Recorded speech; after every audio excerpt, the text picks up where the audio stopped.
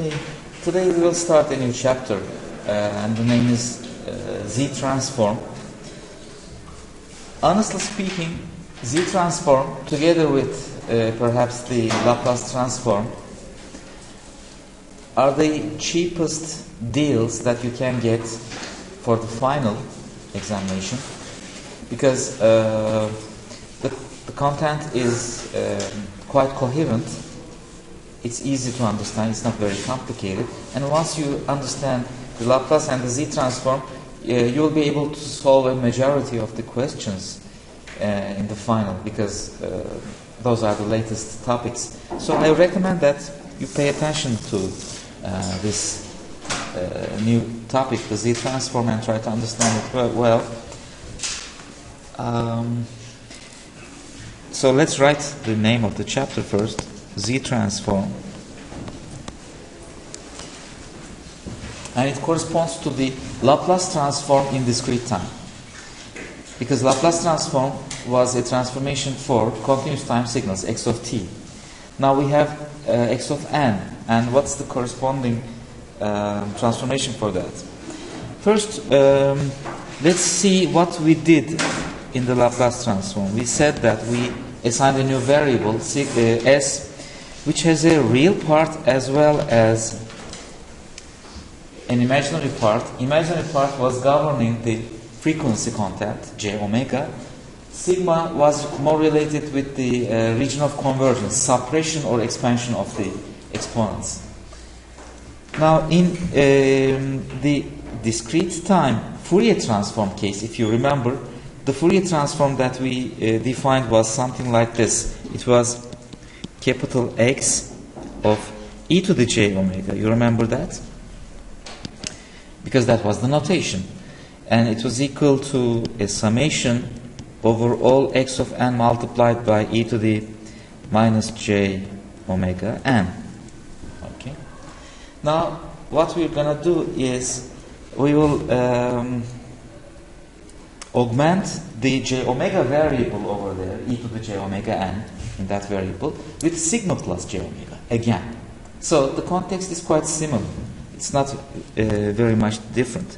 We'll say something like this: x of e to the sigma plus j omega, or you may think of it like e to the s expression, and that will be equal to x of n e to the minus sigma plus j omega n. So this will be our new notation. But this new notation is too complicated, because the Fourier transform in discrete time is too complicated. It's in the exponent. It's not x of j omega, it's x of e to the j omega. And by adding a further sigma real variable to that, we'll complicate things even further. So we assign some new things to this. We will say that e to the sigma plus j omega will have two parts. Like sigma and j omega, e to the sigma plus j omega has two parts. That is e to the sigma times e to the j omega. This e to the j omega, well, we know what it is. It's a complex exponential. This e to the sigma is a real value, and that real value is always between 0 and infinity, no matter what sigma may be. You see? Because if sigma is negative, or between 0 and 1, or greater than 1, whatever, in all cases, e to the sigma will become something something positive. And that positive thing, we will understand the reason. It will correspond to the radius of a rotating entity. That rotating entity is e to the j omega. Okay, it's a rotation. E to the j omega is a rotation. If omega is equal to 0, it will show the 0 degrees. Then pi over 2, or 90 degrees. Then 180 degrees, pi, etc. And then when it comes back to 2 pi, e to the j2 pi is equal to e to the 0. You come back. So a sinusoid, an oscillation, can also be imagined as a rotation, as you may see. So that rotation will be the circle that we have. So e to the j omega will correspond to a circle.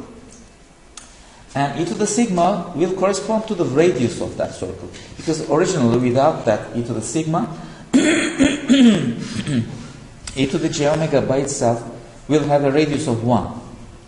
Because the magnitude of that one will be 1. But the altogether magnitude will be r times 1. So the new oscillation will be r times e to the j omega.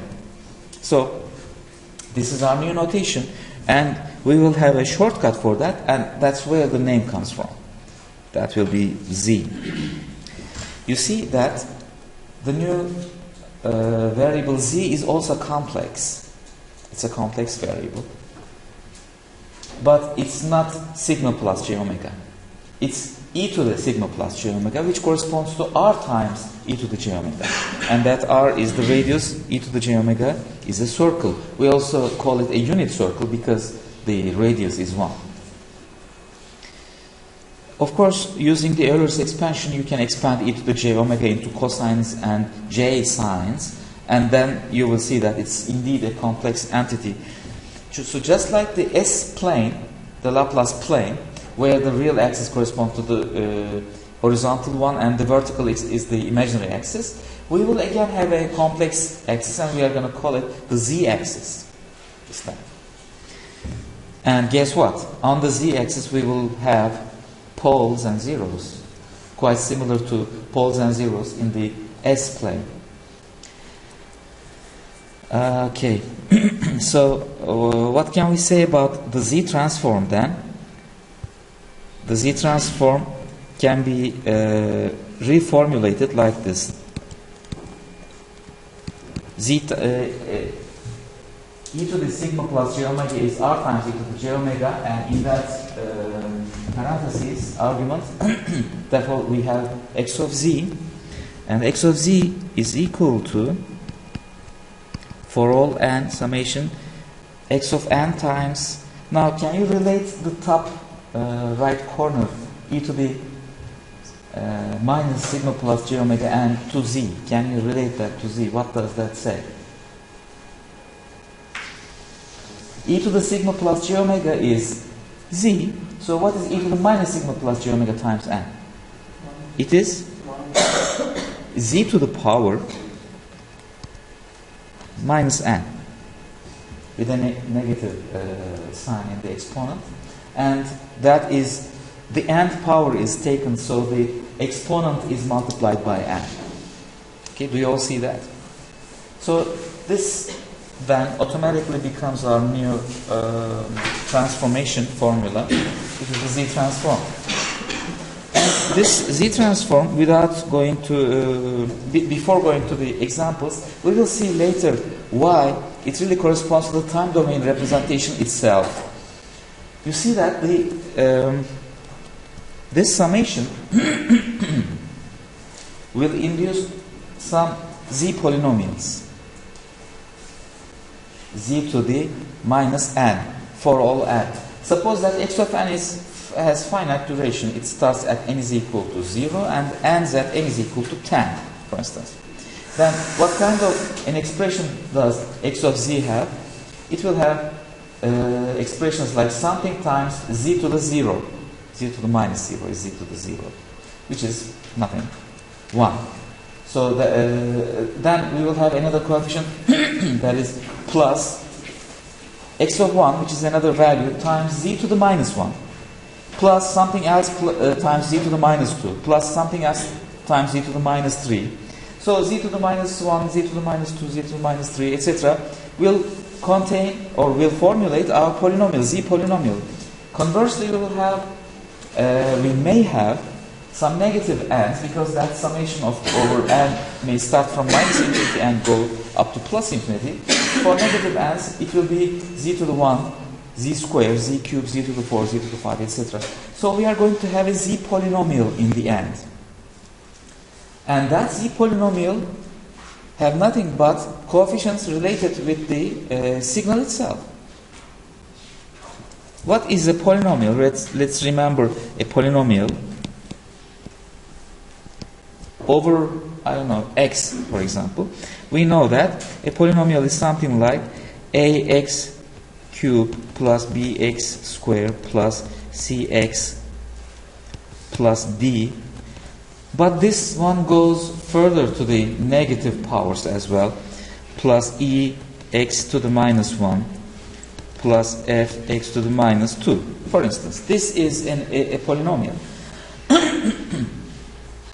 And the above expression for the z transform will be a polynomial in z, not x.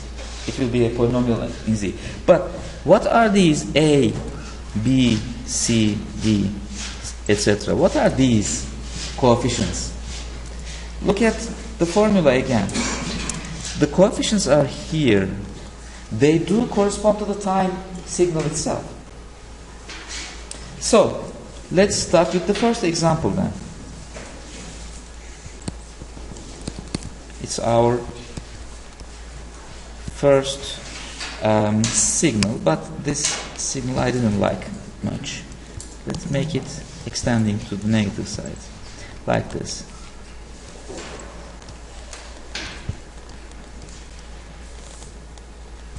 This is 1, this is 2, this is 1, this is minus 1. At minus 1, minus 2, and minus 3. The others, if I don't indicate, they correspond to 0. So this is a discrete time signal, x of n. Now, can you write me the z transform? It's nothing but writing the same signal in the form of a polynomial, z polynomial. This representation could be imagined as a vector representation, a vector from minus 3 to 0 with 4 elements, a vector with size 4. But a polynomial is also an alternative representation to that. What is the polynomial? That polynomial will give you the z transform, as simple as that. So, what is x of z? Can somebody tell me, term by term, each of the top summations? Because it's a summation for all n. But of course, if x of n is 0 for several n, just don't indicate them. Only the non-zero coefficients will contribute to this x of z. So what is it? It is minus 1, which is this value, times z to the power 3, minus 3, plus 1 times z to the 2, or z squared, plus 2 times z, plus 1 times 1. Z to the 0 is 1. Anything to the power 0 is 1. That's automatic. So this is a polynomial. Let's write it again in a cleaner way. It is minus z cubed plus z squared plus 2z plus 1. And that is x of z. Now, as you see, or as you should see, you have to notice the signal itself in this polynomial. The polynomial coefficients indicate the signal. Minus 1, 1, 2, 1. Like that. In the same order as the polynomial itself. In a decreasing polynomial, of course. If you go further towards right, okay, let's make it a little bit more complicated and put, so this is 1 at 2, let's put a 2, an extra coefficient, another coefficient. Then we have another term, we should have another term. What is that? Plus 2 times z to the minus 2. So it will be 2z to the minus 2. An extra coefficient should be necessary over there. You have to just be careful about the gaps, of course. For example, between 1 and z to the minus 2, there is a z to the minus 1 term there should be. So you have to automatically assume that that is 0 times z to the minus 1, which means if there is nothing in between, there is a 0 value between them. So the polynomial may or may not be following the order. Okay, there may be gaps in the polynomial, but eventually it will be a polynomial. If it's a finite sequence signal like this one, then it will be a finite polynomial. If the signal is infinite extent, then the polynomial will also be an infinite extent polynomial. By the way, if we say that our x of z is like this, we will be interested in the poles and the zeros of that. The zeros will be the roots of this polynomial. Simple. Zeros, poles will be points that make the polynomial value infinity. So what is a value which makes this polynomial, what is the z value which makes this polynomial infinity? Zero, exactly. There is a pole at z is equal to 0. Why? Because when z is equal to 0, z to the minus 2, which is 1 over z squared, will be 1 over 0. So there must be a pole at 0. This one has a pole at z is equal to 0. Fortunately, z is equal to 0 point will not be considered as a finite point on the z-plane.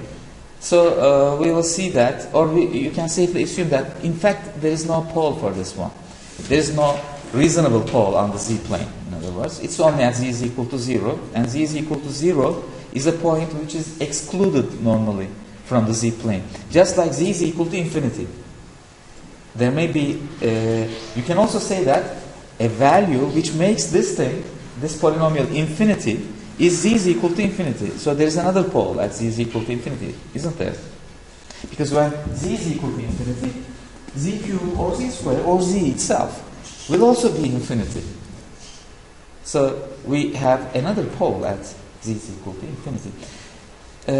Z is equal to 0 is a point like z is equal to infinity that are excluded from the normal z plane of our interest. We'll be interested in the poles on non-zero and non-infinity values of z.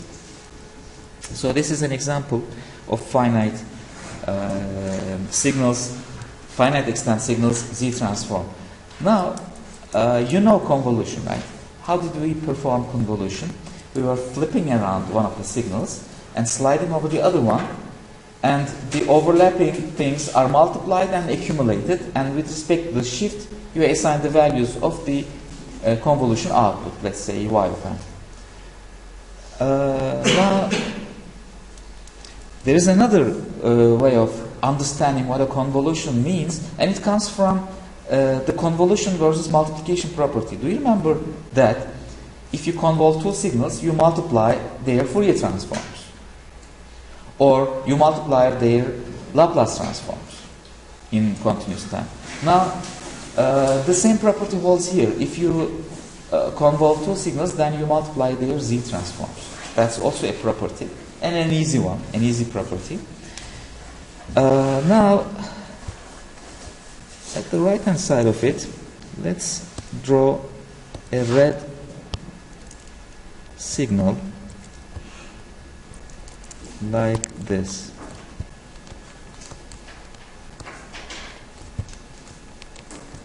One, 2, minus 1 at 0, 1, and 2.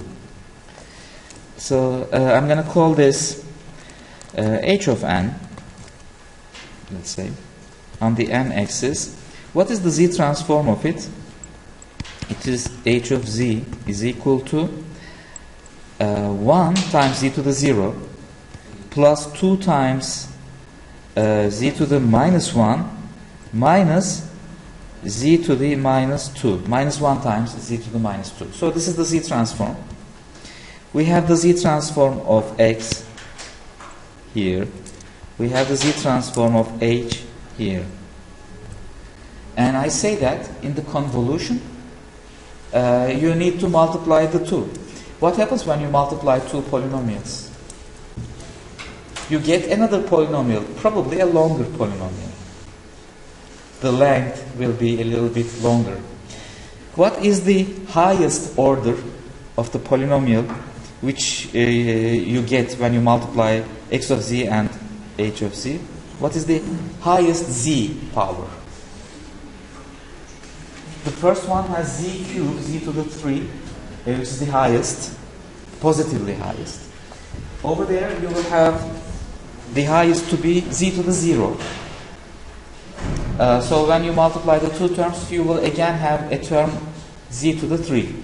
That will be the maximum, the highest z power in this multiplication. How do you multiply two polynomials? You have to make cross multiplications, one by one. Okay, a lot of cross multiplications. And you have to combine the common z powers. If you have something like z squared in an expression, and in another expression z squared, you just have to combine those values.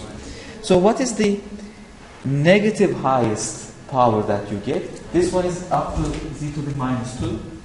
This one is also up to z to the minus 2, and when you multiply them, z to the minus 4.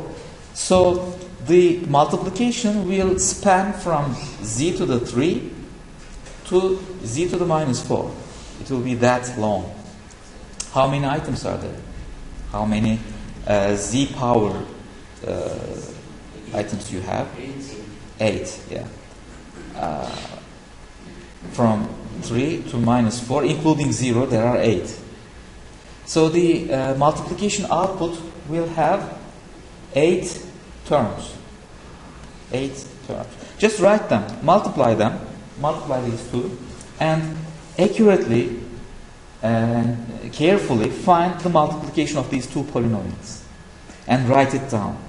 When you write down those things and when you plot them like these, the corresponding plot of the multiplication, what you will plot will correspond to the convolution of this one and this one.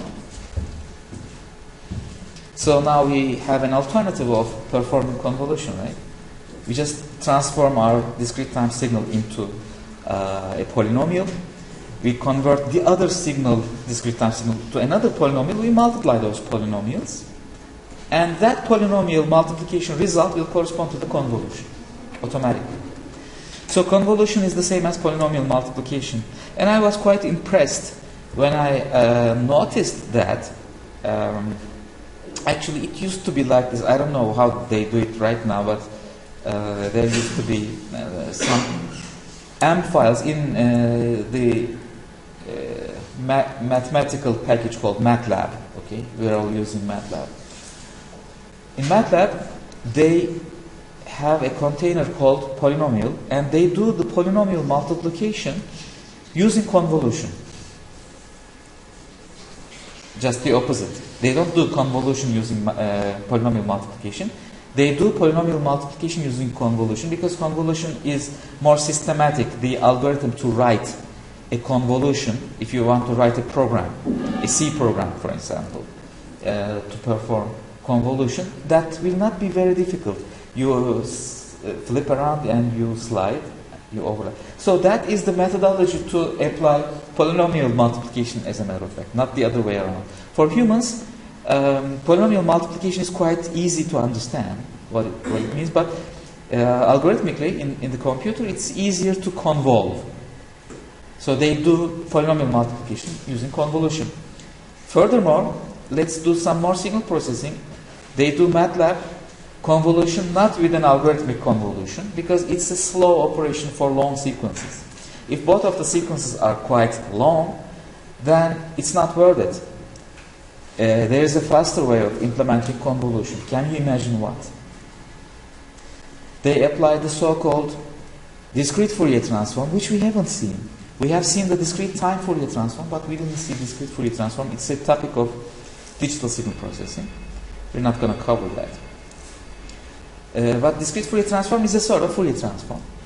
So they take the Fourier transform of the first signal, which is fast, because there is the fast discrete Fourier transform, and they call it FFT, fast Fourier transform. In MATLAB there is FFT. They take the FFT of the first sequence, take the FFT of the second sequence, they multiply them term by term, because in the Fourier domain you just multiply and it corresponds to convolution. They multiply them and then take the inverse FFT, which is still fast. And the result will correspond to the convolution, which corresponds to the polynomial multiplication. So can you imagine how long the sequence is? You have two very long polynomials. You extract the vectors from them. You take the Fourier transform, the fast Fourier transforms of those, and multiply them. And then take the inverse Fourier transform and assign it to become the multiplication polynomial. A very long way, a very long path, which is faster than directly trying to multiply the polynomials. In the programming years, did you have a project or a homework related to polynomial multiplication? You should have done it. I mean, it's a very nice exercise of programming to multiply two polynomials. And now that you have an easier way of doing that, it's convolution. Convolution is easier to program than polynomial multiplication. Well, anyway, so this is a finite extent example about Z transforms. So Z transform is nothing but another representation of the signal itself. But if it's an infinite extent sequence, this alternative representation, which is a polynomial, will correspond to a series sum. And things will become a little bit more compact. And I will continue with that example now, which is this. X of n is equal to a to the n u of n. Now this one is truly an infinite extent sequence. It starts from n is equal to 0 and goes to n is equal to infinity.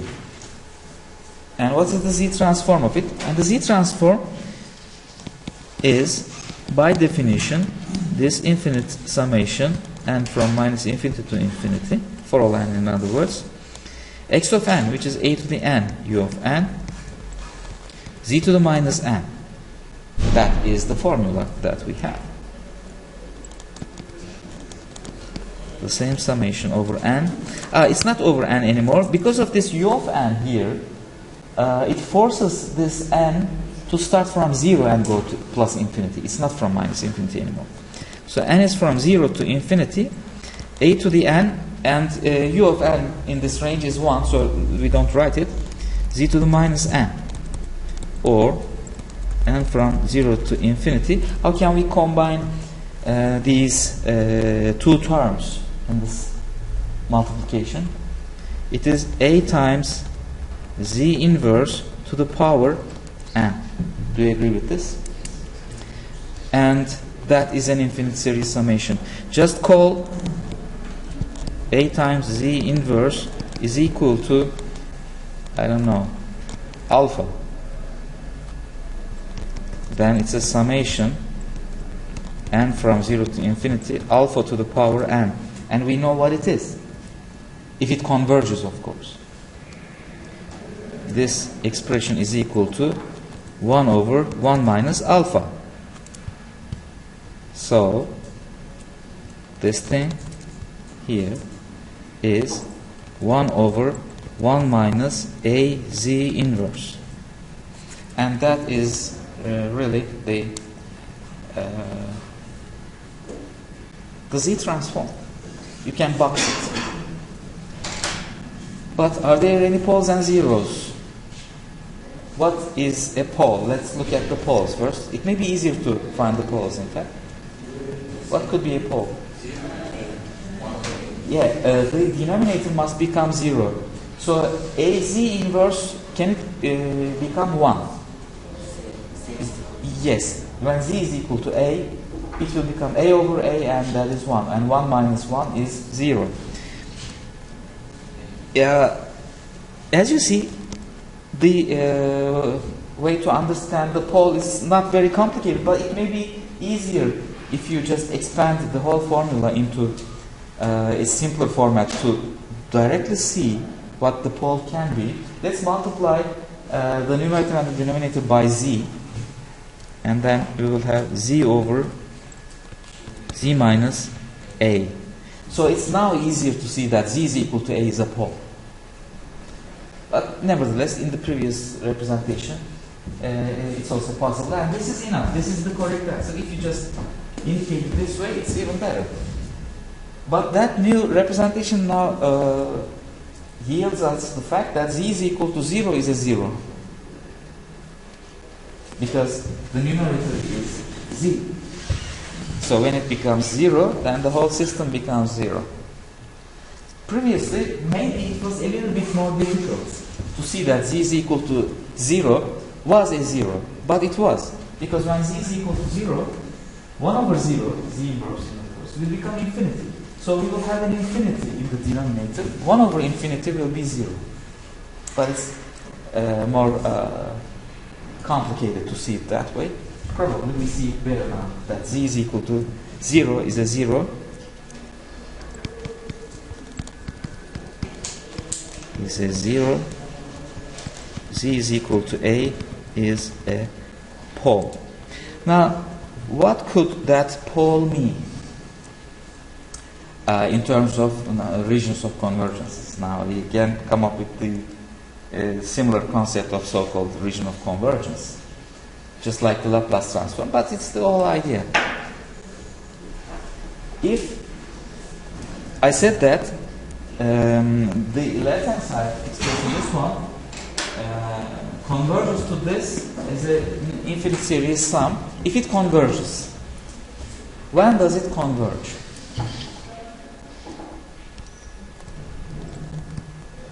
When does it converge?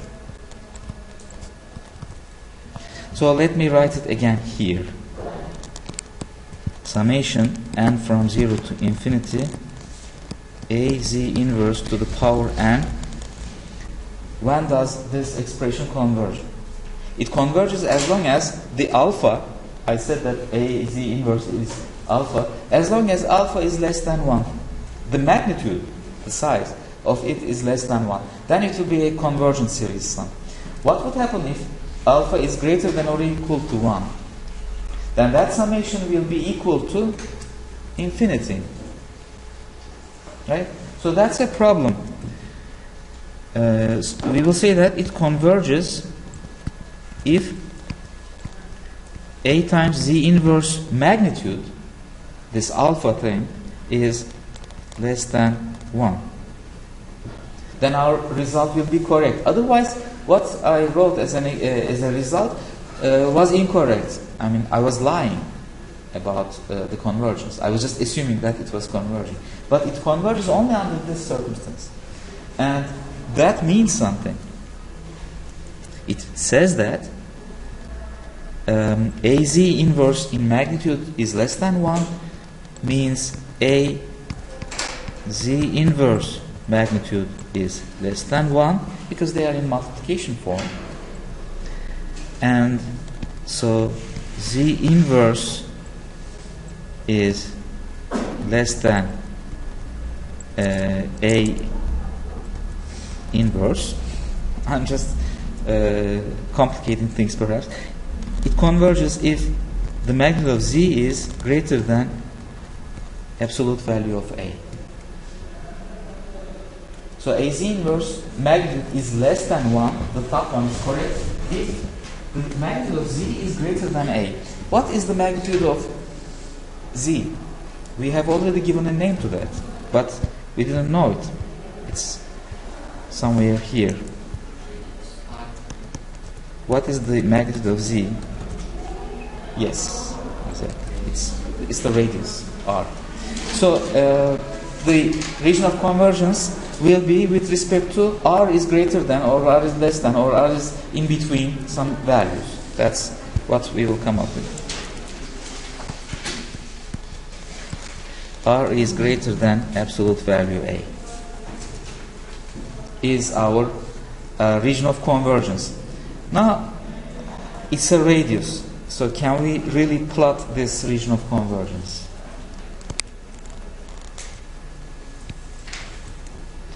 Again, this is the real and the imaginary axis, because it's a complex plane, the z-plane. And at z is equal to a, you remember that? We had a pole. Z is equal to a is, let's say, here. That is the value of a. What does r greater than absolute value of a mean? Absolute value of a is the same as a for this case, because a is positive. I mean, I've just drawn it positive. And this is a radius. So we need to draw a circle. And I'm going to draw it with dashed and dashes and dots like this. Radius is greater than that is a region out of that circle.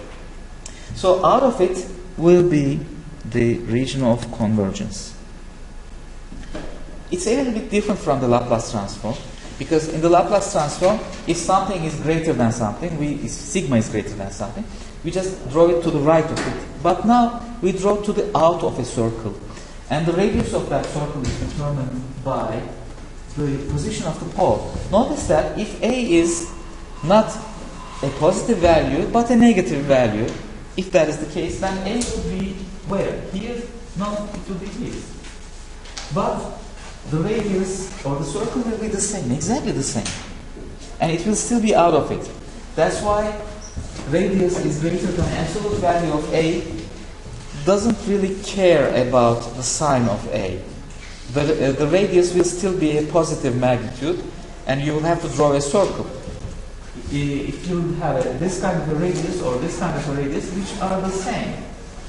In fact, that a could even be more complex. It could be here, here, or here. Still the radius will be the same. And the circle will be drawn over there, and your region of convergence for this example will be to the outside of that circle. Now, let's remember our Fourier transform knowledges. We said that this thing converges, the Fourier transform exists if a is less than 1. Because if this a is greater than 1, then it would be like 2 to the power n. And 2 to the power n is a growing exponential.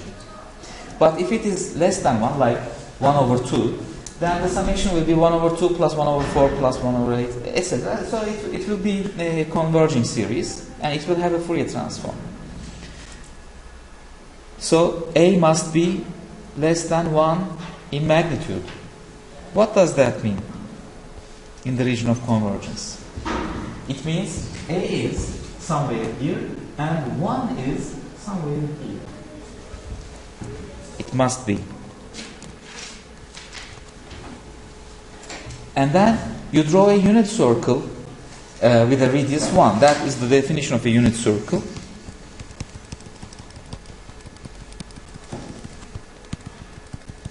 Which is this. This is the unit circle. The necessary condition for the Fourier transform to exist, and the sufficient condition, is that this unit circle lies or stays inside the region of convergence. So if this is the situation, it is indeed in the region of convergence, which is out of a circle.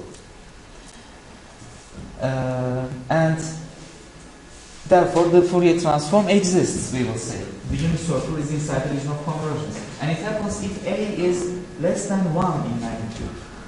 If a is greater than 1 in magnitude, if 1 is here and a is somewhere over there, then out of it, out of that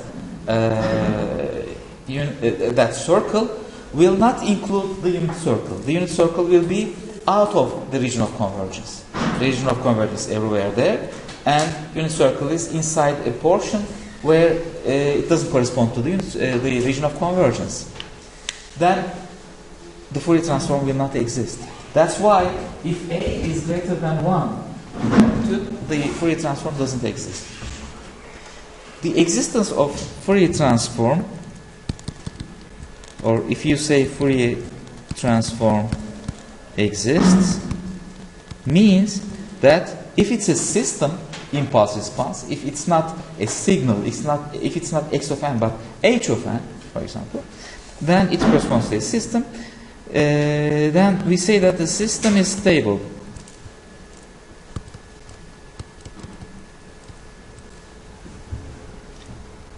Because a system or a signal are the same things. A signal is notated by x of n, a system is notated by an impulse response, which is h of n. And the z transform of x of n is x of z, the z transform of h of n is h of z. You just need to say that for h of z, if the region of convergence includes the unit circle, then that h of n, that system, linear and time invariant system, is a stable system because its Fourier transform exists. So that's a very nice way of checking. The same check also exists in continuous time as well. Then, from h of t, you look at h of s, its Laplace transform.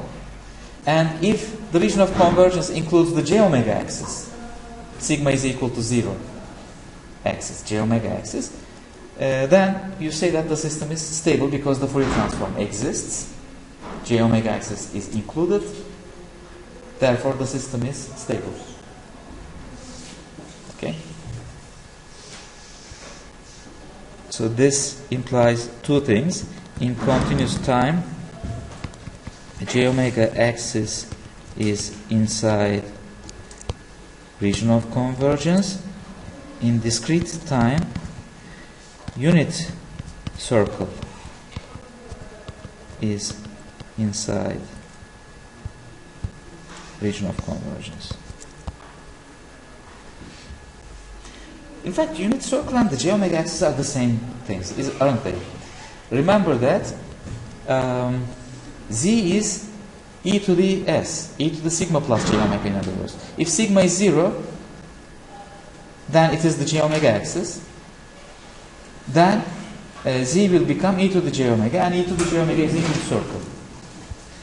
So in continuous time, we have sigma plus j omega converted to discrete time. Z is equal to e to the sigma plus j omega. Therefore, the j omega axis, which means sigma is equal to 0, will be translated as e to the j omega unit circle, because that would be e to the 0 plus j omega. When sigma is equal to 0, e to the sigma plus j omega will be e to the 0 plus j omega, and that is the unit circle. So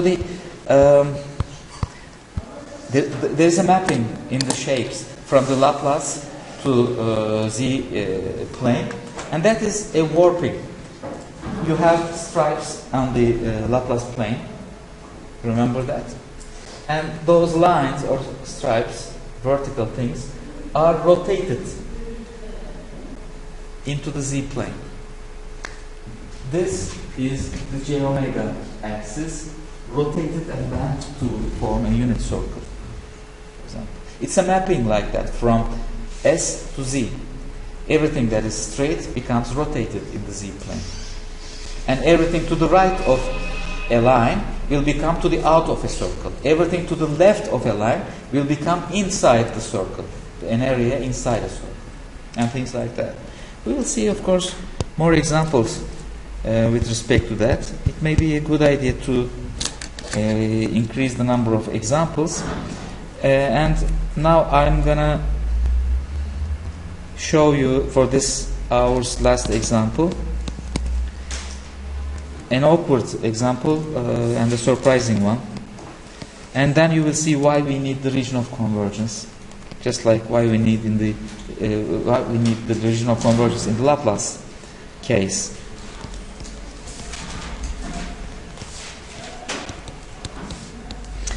Now this minus a to the power nu of minus n minus 1 That minus 1 is a shift, but u of minus n is a negatively extending sequence. Okay? So, first let's think of this. When does it converge? For which values of a do we have a convergent sequence? Less than 1. If a is less than 1, think of it like this. Then it will be a decaying exponential. Okay? And this thing, u of n, is extending to the left-hand side. So if a is less than 1 in magnitude, then it will be increasing in that direction, towards left. That's a very bad idea. Just the opposite. A must be greater than 1 this time. If a is greater than 1, then it will be an increasing exponential, but we are taking the left-hand side portions, the small ones, the small values. The larger values appear at positive indices, and u of minus n will not have them. U of n will have them. So a must be greater than 1. Now, is that really the case for this? First of all, what is x of z? Let's first calculate what we have. This, I will skip some details, will be n from minus infinity to 1 because of this u of minus n minus 1, because its span is from minus infinity to 1 to minus 1, excuse me.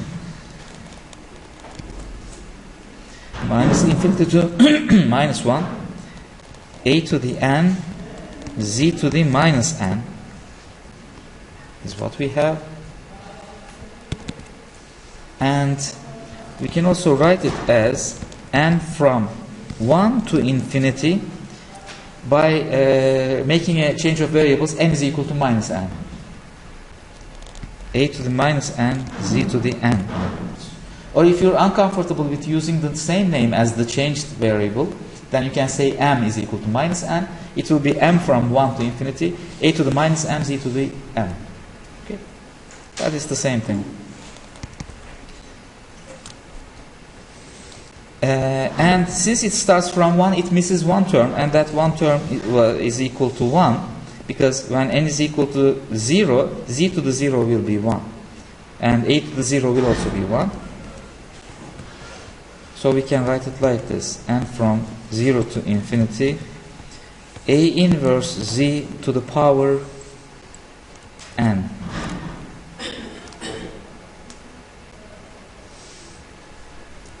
This new extra term of 1 comes from the fact that I have to eliminate the one which starts from 0, and I have to put it back. So what is this summation equal to? That summation is 1 minus 1 over 1 minus a inverse z. And I'm again assuming that this thing is alpha, and that alpha is, let's assume, smaller than 1. So 1 minus 1 over a inverse z is what we get, and if you just combine the results, you will get 1 over 1 minus a z inverse. Quite interesting, isn't it? I mean, if you just carry out the calculations, this is what you will get, which is the same, z over z minus a. This is a deliberate example which gives you exactly the same result as the previous example. Didn't we have a similar situation in the Laplace transform? We had a right-hand sided solution and a left-hand sided solution, and they both have the same Laplace transform. It's the same case here. We have a right-hand sided solution signal or a left-hand sided signal which have the same z transform, which is z over z minus a, as we see here. But for our case, alpha is different, and its convergence will require some different region of convergence. Alpha is equal to a inverse z, so magnitude of a inverse z must be less than 1. This thing must converge, which says that z is less than a in magnitude, or r is less than a. So it's just the opposite. The other one was r is greater than magnitude of a. This one is r is less than magnitude of a. And the way to plot it will be quite easy. We'll just indicate the point of a. We will draw a circle with that radius. I'm drawing it with dots because that boundary is not included. It is strictly less than a. It's not less than or equal to. And then we draw the region of convergence, which is r less than that, inside the circle. This is the region of convergence. When you compare it, when you compare it with the previous one, it was out of the circle. Now it's into the circle. And for this one to exist, for this one to be stable, or the Fourier transform to exist, the conditions are just the opposite. This a must be greater than 1. Because if a is greater than 1, then 1 is somewhere here. And when you draw a circle, that will be your unit circle. It will be inside the region of convergence. If a is less than 1, then 1 will be somewhere there. And when you draw a unit circle with a radius 1, it will be out of the region of convergence. And the Fourier transform will not exist, or the system will be unstable. So the answer to my previous question is a must be greater than 1 this time for the convergence of this awkward signal. So the trick is the same. We will have some z transforms. For example, I will give you a z transform and say that it is this. And ask you, what is the time domain signal? What is the inverse z transform? You have to then decide, is it this signal or this signal, which is the answer. You have two choices, and you will have to choose according to the region of convergence. If the region of convergence is r greater than the pole, out of the pole, then you have to choose the right-hand sided solution, which is this one with the box, the right-hand sided solution. If it's out of a circle, if it is inside a circle, like this,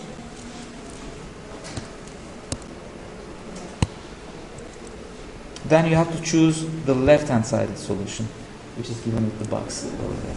So it's the same trick. To the right or to the left is reflected to out of a circle or inside a circle. You have to choose the right-hand side and left-hand sided solutions like this. Okay? Now let's give a 15 minutes break. After the break, we will continue with some examples.